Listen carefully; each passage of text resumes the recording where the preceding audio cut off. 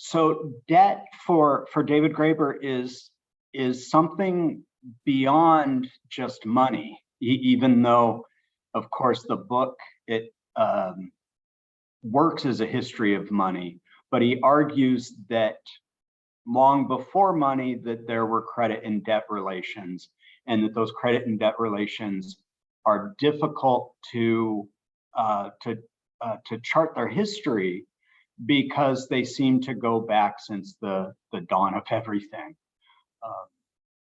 What has changed over time is the application of mathematics and violence to give a precise measurement to those debt obligations so that anyone who tries to escape from them can have a pound of flesh exacted from them precisely.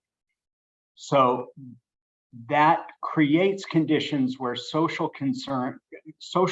currencies can become monetized currencies, and then creates the necessary conditions for capitalism.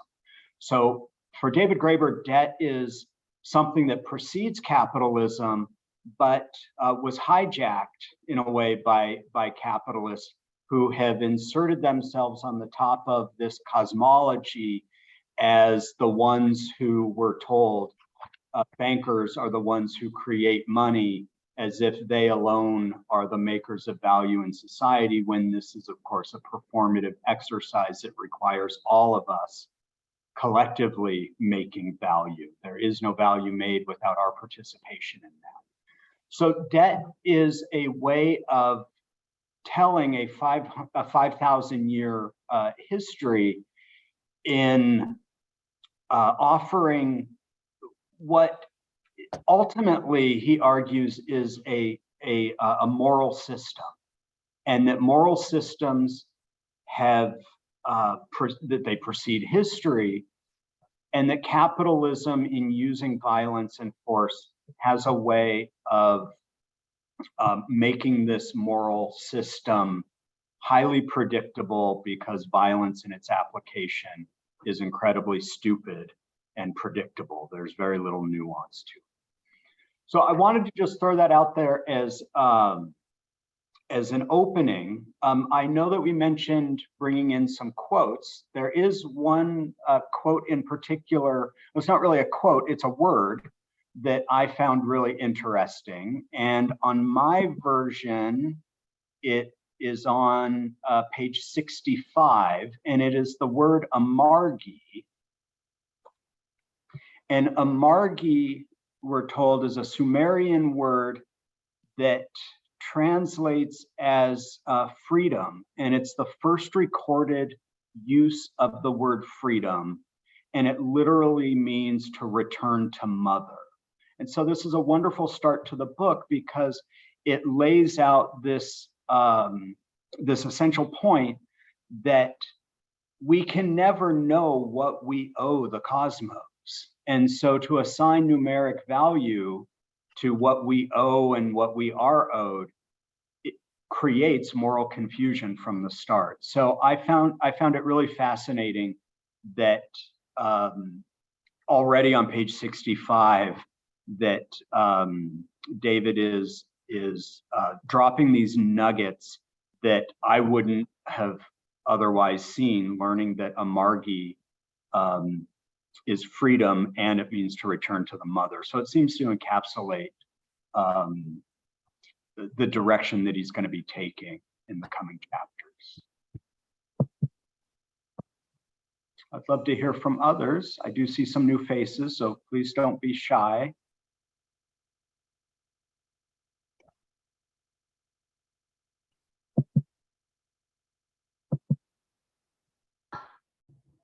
Hey, Nika. Hey, Steve.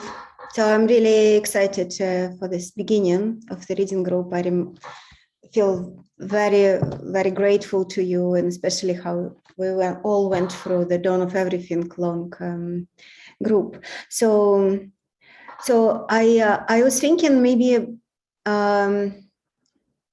we can also try to think about new formats of how we can conduct the reading group. Because for me, for example, it's like I'm disorganized, I'm not academic, I'm an artist. So for me, it's like extremely important to be led by you because I feel unsafe as a student in the class. But also, yeah, I would, if somebody would propose some other ways to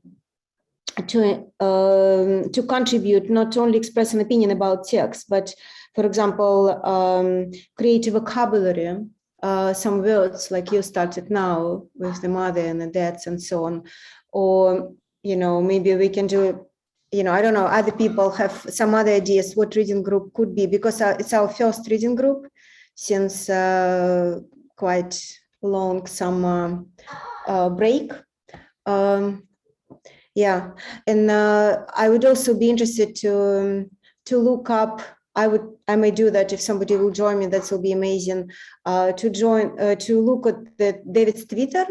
We also put it on the website, and I can do some search for that and find this slogans or like coins that I think he was in that time trying to.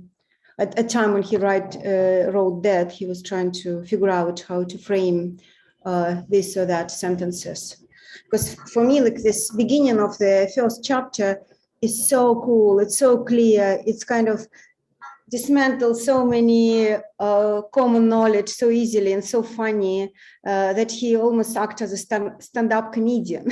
You know, he's just making a joke. Oh, do you talk about AMF? Of course, this is this, you know, or like this is why American empire, you know, getting loans from all these countries. It's just tribute. It's exactly like Roman Empire was doing. So it's like actually hilarious because it's so provocative. But it's done in the way that you cannot even argue with that. It's just stunning. And so Steven and I was talking that at the end of this reading group, we would like to put some together from the Graeber Institute, some kind of teaching material about that or something like that. And it will be really cool if this participant of this reading group will contribute, you know, ideas or something that they want to do. So it will be something collectively done. So maybe by the end of each reading group, anyone can just, I can put a Google file and anyone can just share whatever they want to share and see if it's gonna work.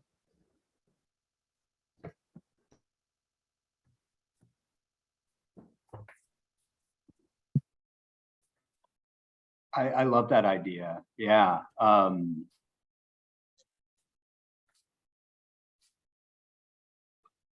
does that sound to others? Something that might be some willingness to participate in? Yeah, it's such it's such a teachable book, I think, because it is, the style is so almost conversational. And yeah, it's funny there, you know, there's a flippancy to it that David, you know, irreverence that David had that I really love. Yeah, I'd love to hear if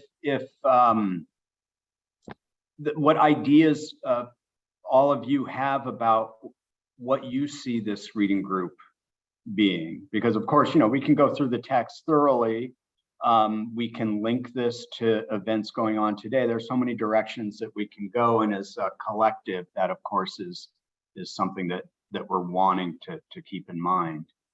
I see Nika's shared a Google Doc. You.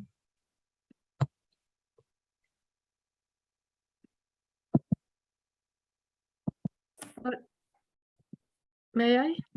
Yeah, Simona. Hi. Well, I see it as a joining forces. David was so multifaceted, and I read him as a philosopher because the connections of ideas I find in his texts is extraordinary. But I'm not an I've no preparation, no background in economics, so it's difficult for me to judge whether he's saying dumb stuff or if it's right. And I have zero background, no, one background in anthropology. This is the same. What we can do is to read the book from our different points of view. For example, what is extraordinary for me in these chapters is what he says about Nietzsche and what he says about what happens to our ethics when we start thinking of it in terms of debt, which is, as a quote, it's page 13 in the first chapter on the experience of moral confusion. The moment one asks the question, who really owes what to whom, one has begun to adopt the creditor's language. What precisely does it mean to say that our sense of morality and justice is reduced to the language of a business deal? What does it mean when we reduce moral obligations to debts? What changes when the one turns into the other? And how do we speak about them when our language has been so shaped by the market? On one level, the difference between an obligation and a debt is simple and obvious. A debt is the obligation to pay a certain sum of money. As a result, a debt, unlike any other form of obligation, can be precisely quantified. This allows debts to become simple, cold, and impersonal, which in turn allows them to be transferable. If one owes a favor on one's life or one's life to another human being, it is owed to that person specifically. But if one owes $40,000 to 12% interest, it doesn't really matter who the creditor is.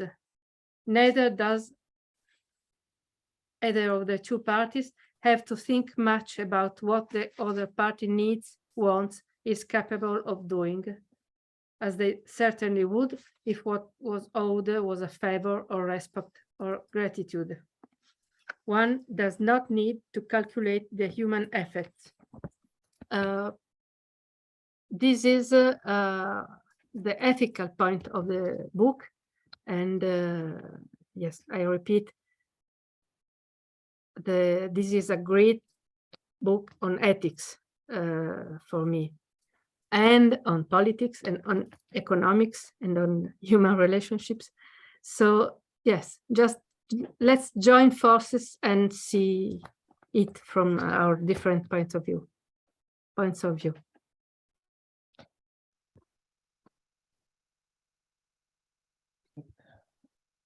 I think, Hello, Sid.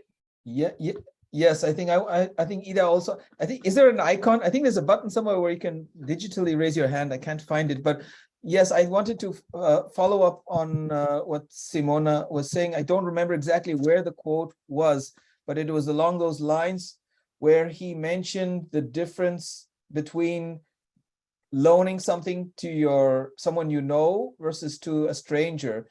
That if I owe a debt or have anything, if I lend someone a pair of shoes and it's to my neighbor or to someone, it's different than when it's to a stranger. And I think this is a very this was for me a very insightful quote in the first two chapters that I read, because it adds what you were saying, Simona. It adds this, I wouldn't say ethical, I'm not a philosopher, I wouldn't use that term, but for me it adds the human element in general.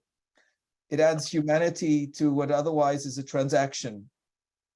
And I think this is what he gets to throughout the book as well, from what I have read, that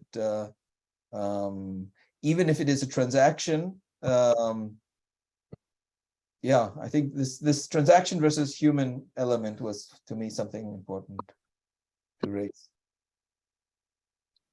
Is it pronounced Ida? It's Ida, but yeah, that's Ida, okay. but that's fine as well. Yeah, I can't Ida. find the raising the hand thing either. But anyway, yeah, I think I also paid attention to the same quote in the book that Simona mentioned, because I think like it kind of highlights how the book starts from the point where he's speaking to that woman and then she's saying that, oh, surely one has to pay their debts, and that's kind of like the starting point.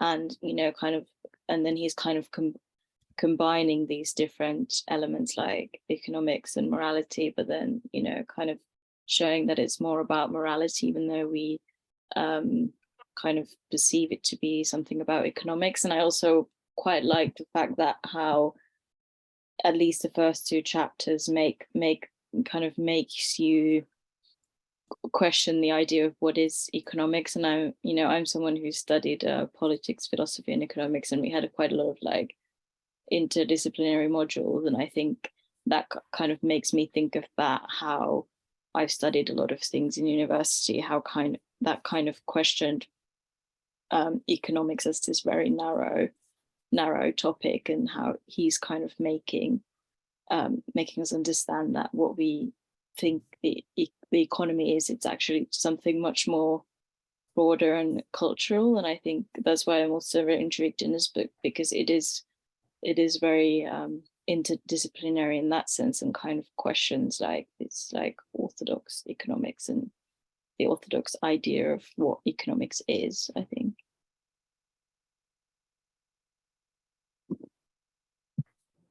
Tom, would you like to talk? Well, I used to teach economics in night school, and I began every course defining what economics was. I used the normal definition of that, and I always thought that somehow that felt very strange. Students accepted it, but I had more problems with that.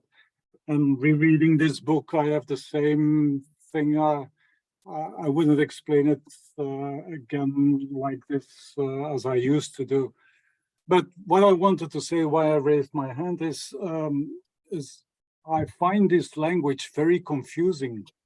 I used to train accountants as well, and I've found it always very difficult to explain to them what a debt is, what a credit is.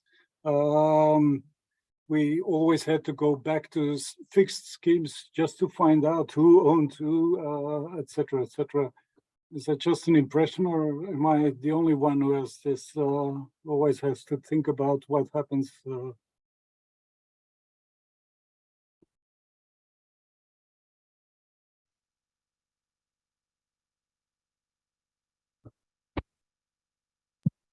Mehdi, would you like to?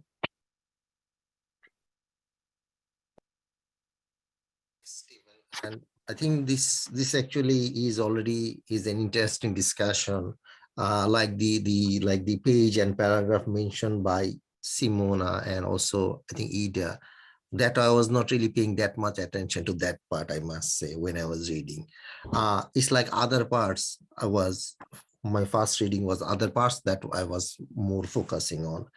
Specifically, the way I was reading the book is that I was looking at as the history of money and how that actually developed. So, and what's the relationship between that history of money and the current, like socio-political, like capitalism and whatever we want to say.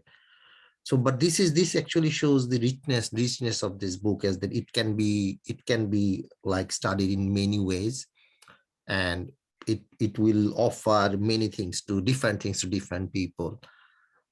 That's richness is there. I think I like to about the quotation that you mentioned, Steven. I liked one, the starting of the book, which like in the end, last paragraph of the first chapter. In my book, it's page 19 is the book, and it's really I think David wanted to achieve something great, and he achieved it actually in this book and also in The Dawn of Everything. And that is for a very long time. I will, and the intellectual consensus has been that we can no longer ask great questions. Interestingly, it looks like we have no other choice. So that he actually asked a great question, and he managed to kind of answer that, and not just in this book, in other books. So I think it's a tremendous achievement from that. But this book has many dimensions, and I definitely missed some, but I would like to hear from other people what they have actually found in this book.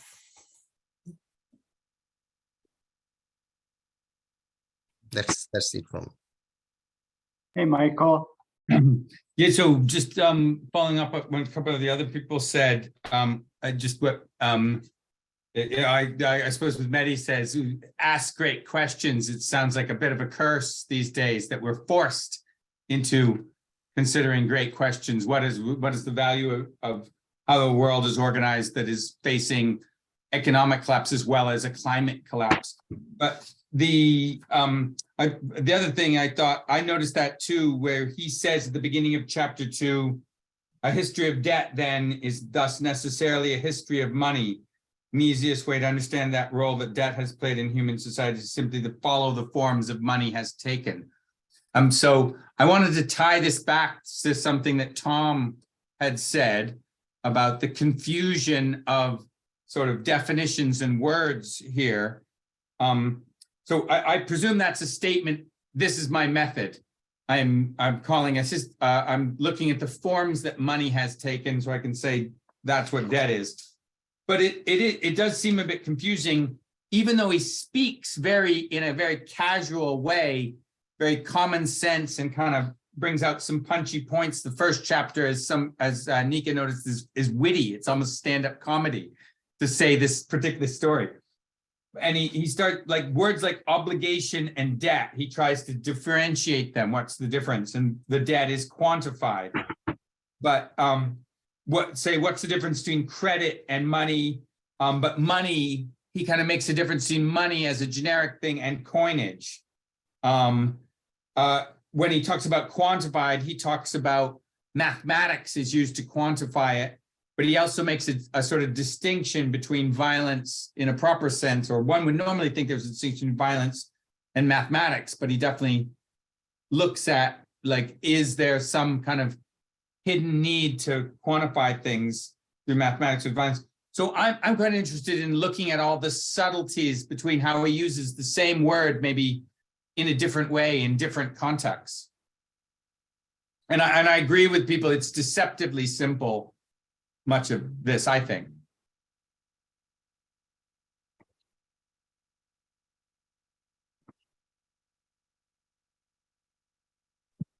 Hello, Jenny. Hi, sorry to not have my video. I am driving to meet a caregiver for my dad, and it means no video. But I'm very much watching. So one of the things, so I'm in the field of anthropology, and I think that part of that nuance that David does so well in all of his books is he really zooms in and gets into this minutia of weeds, and you almost get lost in this minutia of terms and following, but then he zooms back out and allows you to place that within larger context. And I think that anthropologically, that is such a distinct thing that he does in his writing that I don't see in others, where you get brought into the construct of money, the construct of a flesh debt or a blood debt or a monetary debt, and then he'll step back. And I think part of that is to destabilize the ethnocentrism that can happen with money and debt, and thinking of it in a very narrow construct, but really forcing us to step outside of a Western construct. And I think he does that very early in the book, and it gets even more nuanced as it goes farther.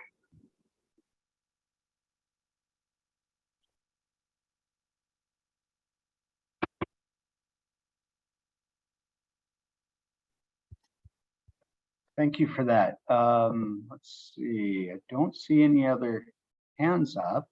Sid, yes. I think two things. First of all, the essence, I think, of the beginning is really to debunk this myth. I think it's so obvious that that's really what the beginning of the book is. First of all, this strange encounter that took place in London is obviously something unforgettable. But there's really the essence to me is that debunking the myth of the origins of money. As someone who's a trained economist, or I'm not employed as an economist, but I did my bachelor's degree in it. When he basically debunks this myth that remains to this day, that barter was the origin of money, and he gives all these examples of very well-known economists, potentially also Nobel laureates, who saying, imagine you're in a village and then the carpenter wants to trade with the butcher and all that stuff. I've heard that over and over again, and I think he really debunks it, and it still continues to be a myth and no one questions it. That's the one thing. Then I hate to bring up TikTok, but there is a TikTok video that is making the rounds, which I think I would just like to quickly read it. The title is something around money has different names. And I just want to quickly go through the list. It's remarkable how nicely it fits in with the whole dialogue, though I hate TikTok and all these short videos. It says, in marriage, it's called dowry. In a temple, church, it's called a donation. In school, it's a fee. In divorce, it's alimony. In courts, it's a fine. To kidnappers, it's ransom. To children, it's allowance. When you pay the government, it's taxes. When you borrow from a bank, it's a loan.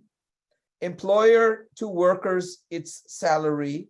When you owe someone, it's debt. That's just the only time reference of debt. And master to subordinates, it's wage. Huh? Isn't it something? I think it just made me laugh because it just fit in very nicely with the whole book, which emphasizes only on debt or particularly, but I think, yeah, just wanted to share that with you guys. Thank you. That was wonderful. I see there's a hand up from a telephone. I see only numbers, so happy to hear from you. Can you hear me? Hello? Yes, we can hear you. Yeah, we can hear you. Oh, cool. Okay. Hi. Yeah, my name is Sevan. I thought that my experience was more similar to like kind of Nika's, in that it's kind of jokes and kind of humorous stories, but then like it kind of in funny points, but then it kind of builds up to kind of something quite serious. So like on like page 2 of my book, he's describing like the IMF as like a high finance equivalent of guys who come to break your legs. And I just had this like mental picture of like kind of Christine Lagarde with like maybe like an Yves Saint Laurent hammer turning up to a meeting or something like that. But then, 2 pages on, he's talking about basically how people have used debt to justify violence. And it just made me think of things like kind of like what happened recently with like Afghanistan, where their money was taken from the United States. And the first two chapters was basically that, of like kind of flipping between things that I found really hilarious to things that were kind of quite profound. And from my notes, like the last thing was, like notice as in like so many examples, we have a tendency to slip from imagining savages to small town shopkeepers.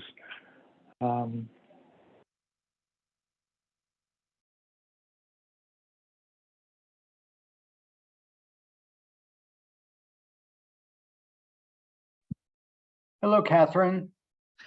Hello, Steven.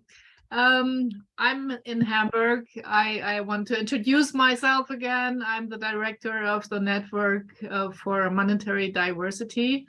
So I'm very interested in this book, in the content, in the history of money. But as we are starting this reading group, I would like to add, I am very much interested in the people who are here as well, because unfortunately I never had a chance to come to know David Graeber.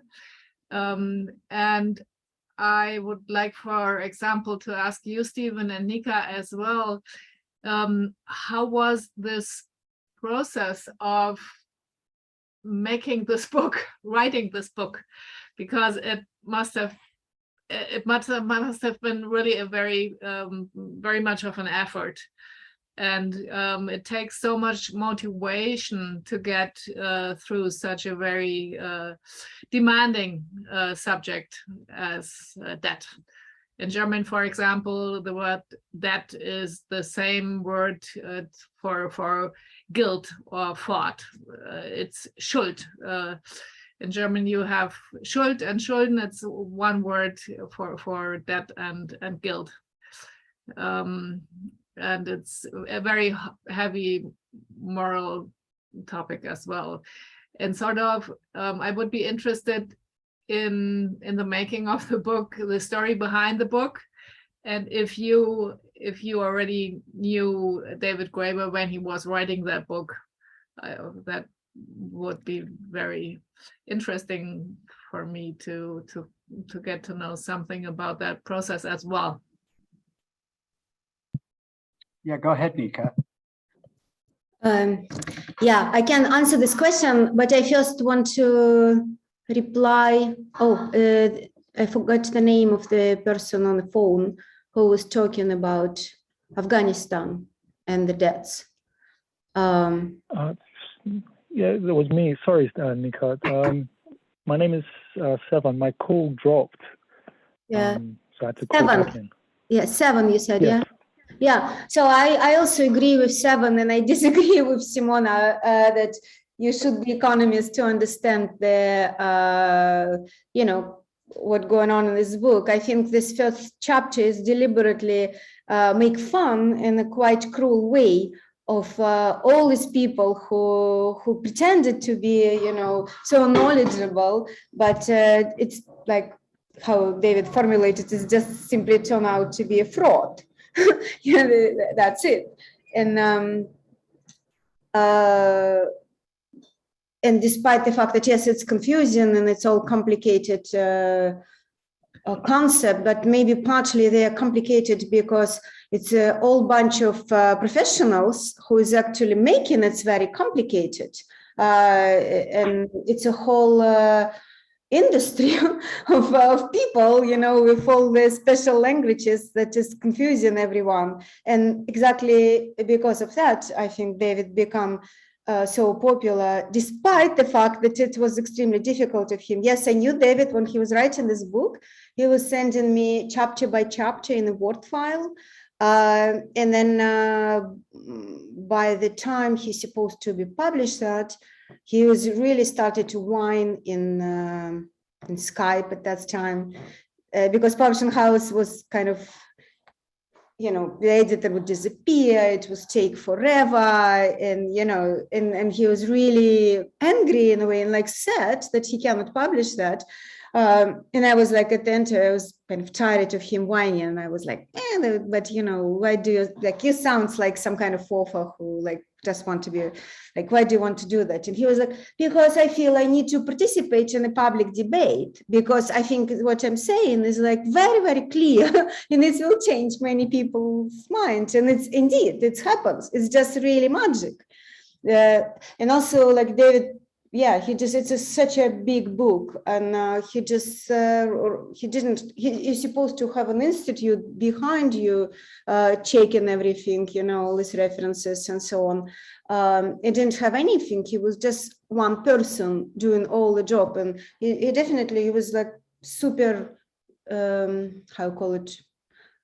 capable of working endless amount of hours. But I think one day it will be really great to republish the debt. like making all the references, like put together some kind of group who will go through the text very thoroughly and do all this amazing job that actually was done for Dawn of Everything, and that David didn't have the resources to do for that because he was kind of young unknown author. You know, it's like he got an advance payment of, I don't know, $1,500 for the book, you know. So, and he has a job and he was making money, and this book, 500 pages, was written in his spare time. So that's how he wrote it. That is very interesting. Thank you.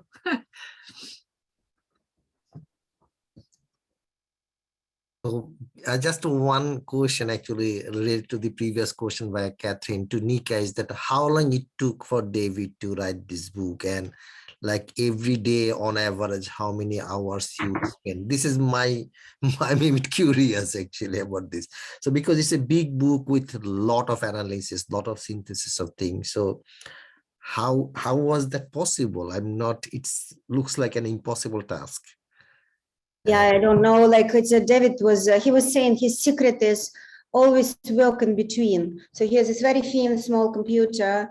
He was writing all the time in the bath when he was sitting in the restaurant, you know. And he was, you know, he was an activist who he also was likes to be with people. So he would love to go out and to demonstration, to everywhere. So he would just write in a taxi, in a subway, you know, sitting he was just living like that. I have a friend musician in Berlin. So this guy is just constantly playing, just, you know, that's how he perceived the world. It wasn't a work for him. So thank you, Nick. Yeah, and there were also some interviews that he gave when the book came out where he was asked questions about how he did it. And there are some funny interviews where he gives specifics about being at a particular demonstration, a protest, where in between actions, he was scribbling notes for this book. So he somehow had a way of doing that. Clearly some people have gifts that are supernatural, and I'm not sure how we can explain them, but we're blessed with those gifts while we have them. Tom, would you like to say something?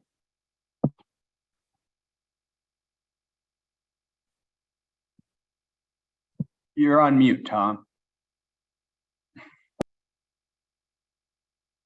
When I was teaching economics, I always made the joke that the only thing economists never speak about is about money. They have this funny concept that's very simple. You have barter and then something that is a veil, and that's about it. But rereading the first chapters now, I realized what struck me the first time was how much violence was actually mentioned, which for an economist at that time wasn't clear at all. It looked very clean, almost abstract, but I didn't really look into this, but I think almost every page of the first chapters refers to some kind of violence. You have these triangles, debtors, creditors, and then enforcers, etc. And that made me doubt a lot of what I had studied in the past. And that's the reason why I think I kept on reading about debt. And I know Nika knows him, and I think most of you do.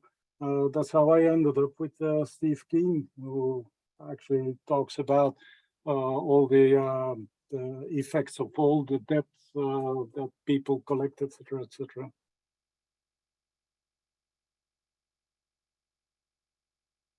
Hello, Bruno. Hi, I want to come back to what Tom said and also what Nika put in the chat about the international debt relationships, and then link it to the violence that Tom indicated. I have a background in law, and what I took from law was mainly that you can make a system very abstract. I think in the book, Graeber speaks of if you turn something into mathematics, it's very easy to insert a violence. And I think that's quite interesting. What put me on this track was this book, seeing that like if you put something in mathematics, you can insert a violence, but the legal system as a whole is an exertion of violence. There's discussion and jurisprudence about how exactly and what violence, but in essence, it's the violence question and the international relationship to that. If you read on Madagascar, that the French actually call it something like moralizing that or something text that they don't really hide it in saying, well, this is a tax for your own good or for social security. You know, they call it directly like this, the debt to integrate you in our system. And that I find very interesting that like he found examples, and there are a couple of those that he says, well, the name that they give to the tax is quite obviously what the violence is or what the violence name is as well. So it's that I find very interesting, that like the link between the system being mathematical and thus more easy to extract and what they call the mathematical system, that it's not always that opaque. So that I find very interesting in the book. Thank you. Yeah, John. Hello. I was also thinking through a thread about mathematicization. Is that how you pronounce that? And I was connecting it to a thread from the dawn of everything, and just thinking about like over history, like how math has just started saturating the way that we think about the world and social relationships. Like in the dawn of everything, I remember there was a discussion about how there were two concepts of equality. One was like two people were like equal to each other because of they have some certain qualities that are important.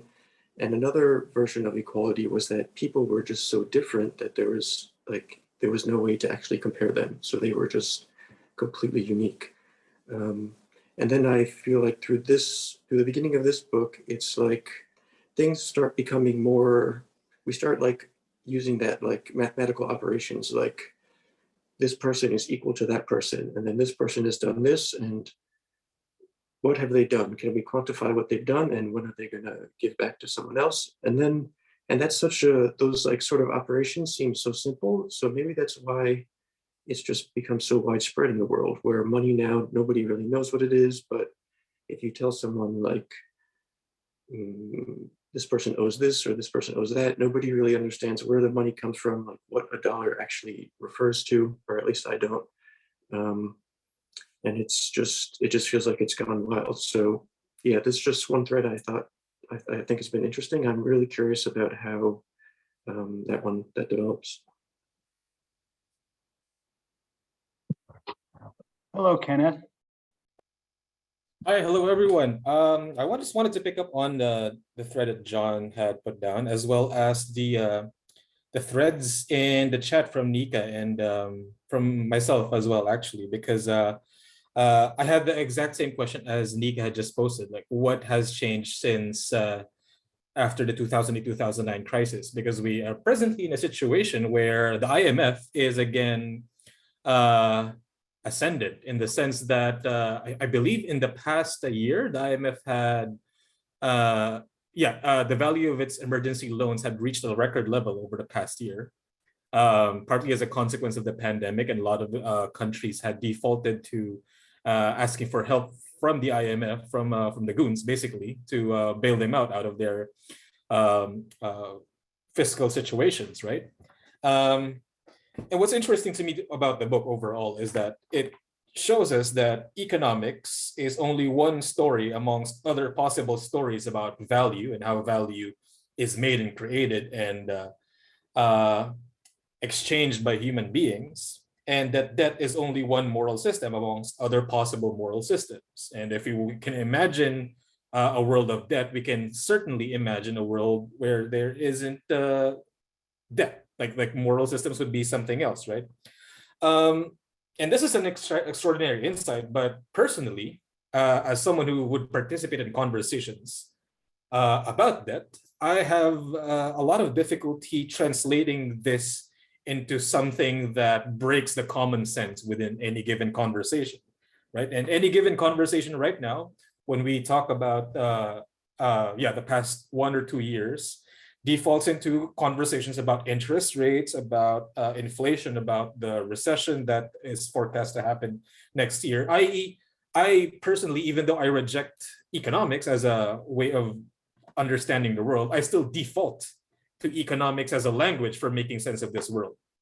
And I'd like to break away from that. One interesting thing I think that we should be paying attention to is that in many ways, we are seeing a collapse of this common sense, right? Lots of people have cottoned on to the fact that the IMF is basically it's a violent mechanism. Lots of people have cottoned on to the fact that the U.S. Treasuries, the dollar, is basically, it's a piece of paper, right? But the way this common sense is collapsing, it leaves a lot to be desired. For some people, they take this as a premise for going for another form of money, Bitcoin, right? Like US dollar is a fiat it's a fiat currency. Let's go for something that no government has control over. Let's go for Bitcoin. Or you have other people who take this as the departure point for saying that we should reject the IMF entirely. We should try and arrive at a new international financial system that is not in the hands of the US, or one which is centered on China.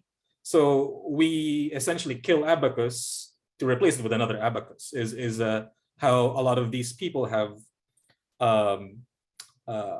taken this insight. So what I'm personally curious with, or what I personally like to understand is how could I reframe these conversations and these discussions in terms of what we've learned from this book, or what we can learn from this book, and what we've perhaps learned from other reading in our own travels. And I'm speaking as someone who's come from the third world and who's lived through a debt crisis or two. Okay, I'll stop there.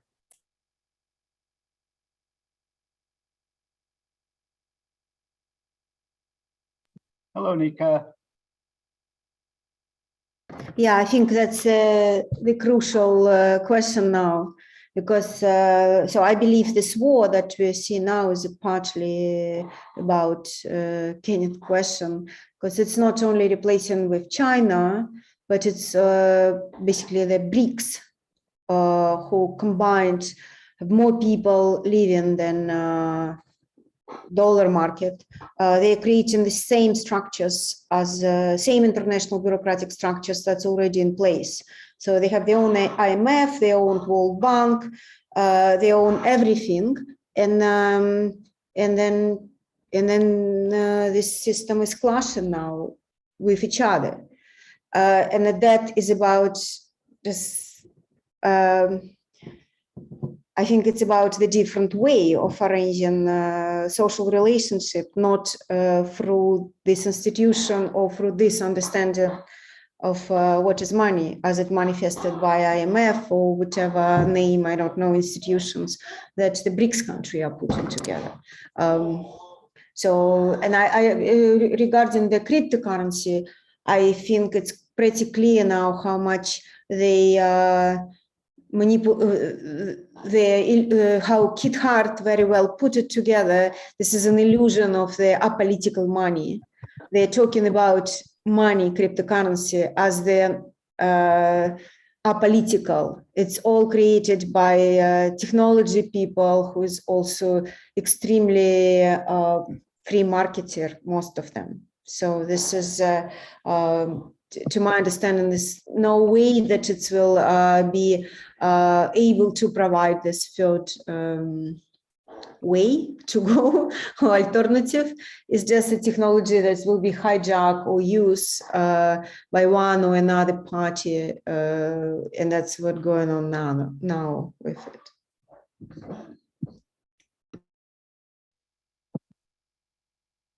Hey, Michael. You just so maybe making this distinction between that we have a world where different people have relationships. Oh, is this person important? Did this person loan something or borrow something? Did this person help that person out? Was this person threatening that person? Right? All these interpersonal relationships where there's sort of politics. And then you have a world where you can just put money in and you count it. Like an economist seems to have like a sort of autistic view of the universe and people. That's not an appropriate use of the word autistic. It's a metaphorical use. Obviously, autism has lots of people who do have clear relationships, but that in the sort of common use of that word as a lack of emotion, which is not exactly what actual people who have autism have. But so my question is for people, and I'm not. It's not rhetorical. I'm not. What do you think that myth of barter covers up? So I'd love to hear what people's, just to look at the second text. Like, okay, it's clear that the myth of barter was wrong in the way that David made the argument, but what exactly does it cover up? Why do money theorists and economists need that to start their story?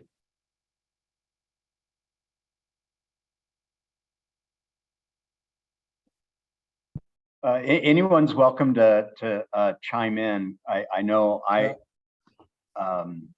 have thoughts, but I'm going to defer. How about Mehdi? I can come in. It's like I'm seeing a lot of talks about economics, economists, and I'm an economist. I teach economics, and I think it's one of the most brilliant subjects. Okay, and absolutely an amazing thing. And I would think that David himself was an economist by reading the book. So he had very good understanding of economics, which helped him to actually write the book. So no apologies for that. But about the issue of money, why the barter, the myth of barter that David tried to. So if you look at an economics textbook, they will start with the myth of barter. Even if the Bank of England will start with the myth of barter, that they wanted to, like the butcher and baker, they wanted to exchange goods with each other, and then they invented money. So this is the idea. So David unpicked that. Actually, it's not just, I think, the first book, in other parts, first chapter, other parts also, is that there is within the clause, when you know someone, like somebody is very close to you, at that time, actually, when you exchange goods, you don't really, you do it through debt. Like you give something to someone and that person will return something after a long period of time. So some period of time. And so this is the David had this, I think, that view. And also he was mentioning, but when we are having some exchanges between unknown people, like say two groups are meeting, like two tribes are meeting with each other at some point, then they will have some immediate exchanges. But when we know each other, then we don't need to have like something between us as a medium of exchange, because we know each other. So we know that if you give something to someone, we will get something back in return after some period of time. So this is how I think David unpicked the myth of barter, essentially. This is David's most important contribution, one of the most important contribution. If I come back to that, actually, in David mentioned about there is somebody named Michael Innes, that he actually David referred to. Michael Innes wrote two papers about something called credit theory of money in 1913.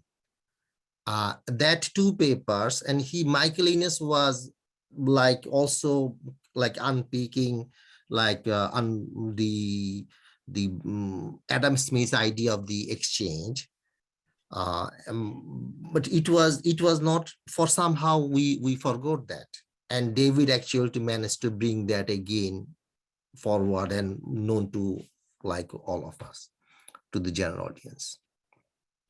I'm not sure whether managed to make it communicated, but this is the way David actually like destroyed the myth of barter. That was extraordinary.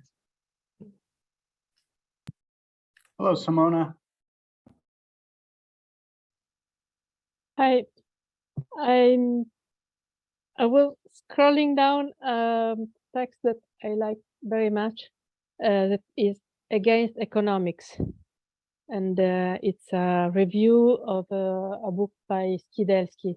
Skidelsky is a Keynesian economist of the Chamber of Lords, and but I wasn't able to find the quote about I was looking for. So I have to resume what I got from this text. Yes, economics in a way is a scam. It's what happens when you reduce the complexity of human relationships to numbers, to an abstraction. And Steven and I discussed a lot about property as abstraction, what the multiple meanings of abstraction, and how it affects many aspects of our life. Even manners. There's a very beautiful paper by David about manners and the hierarchy. Is the first chapter of possibilities. Manners are about abstraction, about separating people from the complexity of life, and so this is a very important point in the connection of ideas of David.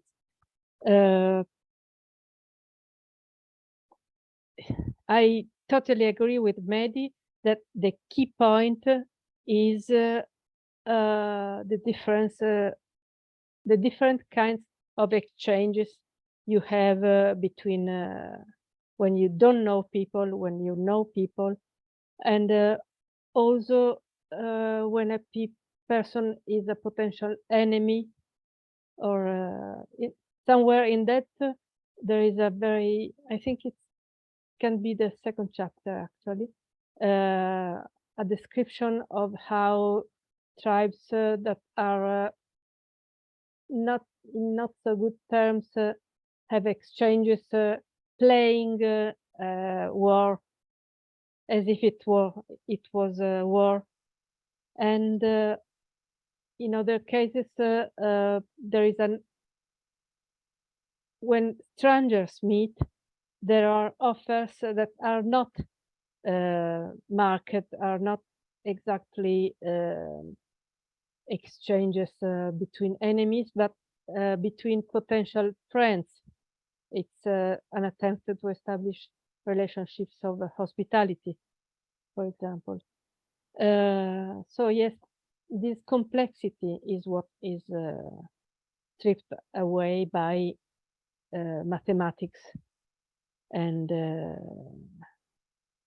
in the place of this complexity you get violence that is of course stupidity. I want to be mindful of the time, but I do see that there's 2 hands up, so happy to hear from Bruno and then Sid, and then we can wrap up if that's where everyone is. I do see Francesco. I will add you to the queue. Bruno, Sid, and then Francesco. Yes, I wanted to briefly come to the question of what is a barter myth covering up. I think the essence is that in the barter myth, the two parties are equals. And I think a lot of economists' toolbox doesn't work if you don't start out from the assumption that both parties in the agreement are on equal terms and can walk away or trade if they want to. So I think that false, because people aren't equal, the relationships is never exactly equal. So I think the abstraction that the economist makes with the barter myth is saying, well, people in this situation are equal, so that's why I think that's what the barter myth is the base for. I think it's clearly debunked in the book. But also what I found interesting is, like Simona said, like the explanations of how it actually comes into work if two tribes, if we even can use that term actually, but well, if two tribes actually meet, that there is like this extreme tension between going towards violence and paying violence, but there's always this tension of like the one party can actually take the upper hand, so that the equal standing between the parties is like enforced in a weird way. So I think it's in that sense, like I think Graeber also writes somewhere that all theories are actually abstractions and lose different things, like in social sciences, that you can make an abstraction and it doesn't explain everything, but it explains something. So I think although the barter myth is a bad model because it never happened, but I think something that you can take away from that, if you look at the hypothetical situation that two tribes meet, there is some kind of enforced equilibrium between the two, although it's like in an extreme situation. So I think I agree that economics isn't all knowing and it has many problems, but I think in some aspects, for example, with the language aspect, that people say, well, you can't use other terms. Well, the problem is that you try to describe a phenomena with a certain term,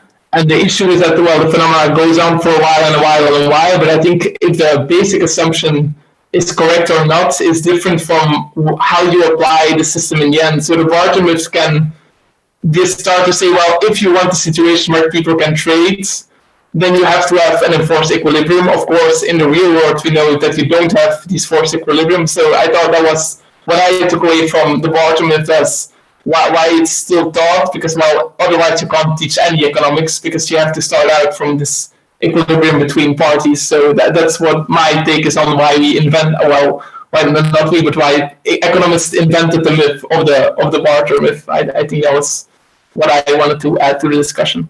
Thank you.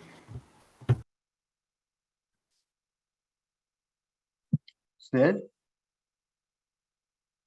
Yeah, so Bruno, that's why interestingly enough, I put in the chat, I said there's the myth of the equilibrium, which is as much as the myth of barter. And I think just to add to what Simona and what you have said, Bruno, maybe we can close with a quote from another great man of the 20th century. And that was, it brings together also the element of violence, but in a particular flavor known as Stalinism. And that was George Orwell, when he said in Animal Farm, all animals are equal, but some are more equal than others. And I think that very nicely summed up the myth of equality, which is what we are kind of grappling with, trying to understand the myth of barter and equilibrium and all these myths. Equality is also a myth by definition, I would say, and Orwell attempted to shine light on that. All right, I'm going to hand it over to Francesco in just a moment. Before I do, if any of you want to contribute to the Google Doc that we've started, let me know. I'm going to put my email in the chat. That's one way. Francesco, please. Yeah, can you hear me? Yeah, wonderful. Yeah, sorry for being a stranger up until now. 2 weeks ago, my connection was really bad. I'm a PhD candidate in culture and literary anthropology, and I'm working on internal colonialism in Europe, especially in the cases of Poland and Ireland, the turn of the 19th and 20th century. And so, because I do work with imperialism and colonial relations, of course, the concept of debt is crucial and is central to my work as well. And I wanted to go back for a second to the question Michael asked earlier about the myth of barter and why was it useful. And I want to connect it to the idea of violence underpinning that, which is of course evident within colonial relations, but the myth of barter can be thought, in my opinion, and Professor Graeber in his book mentions that quite often, even in the first 2 chapters, as functional to the kind of epistemic violence of imperialism. The myth of barter is very much connected with the myth of the savage, right? If we think about the kind of teleological view of history from barbarism to civilization and so on, which was underpinning the imperial ideology, barter has been constructing that be something pre-modern, something savage in a way, right? And this is quite clear when David Graeber mentions the fact that Morgan's description of the 6 nations of the Iroquois were the most common institutions were longhouses, right, where the most goods were stockpiled and allocated by Women's Council, and this notion was completely irrelevant to people traveling at that time. So I think that precisely this myth was very much functional to this idea of the white man's burden in a way. Yeah. All right, this has been wonderful. Thank you everyone for joining in. We'll do this again 2 weeks from today. I see that Nika wants to add something, so I'll hand it over to Nika. Yeah, I just want to say thank you very much, everybody who came for the opening the last weekend, offline and online. We're sorry we had so many technical difficulties online. We hope it wasn't totally horrible, but we keep getting press with our opening. So I will put it soon all on the website and on the mailing list. So it looks like very exciting. And yes, I also please contribute to Steven's textbook on that. And that's maybe will be the first attempt to do the publication with David Graeber Institute that will kind of help us to develop something new and more. All right, thanks. So yeah, next time it'll be chapters 3 and 4, and similar format or whatever people are feeling like doing. This is a group that we're collectively making ourselves. So thank you, and have a great evening or morning, whatever your time code is, and see you next time. Thank you.